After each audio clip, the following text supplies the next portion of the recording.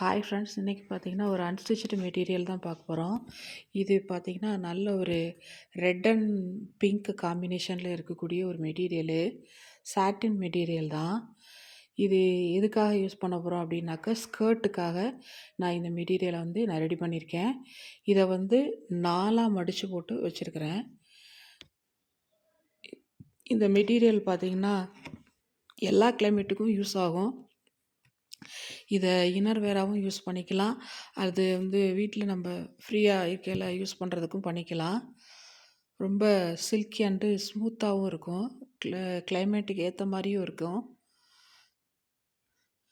சம்மரில் கூட நல்லாயிருக்கும் இந்த மெட்டீரியலு.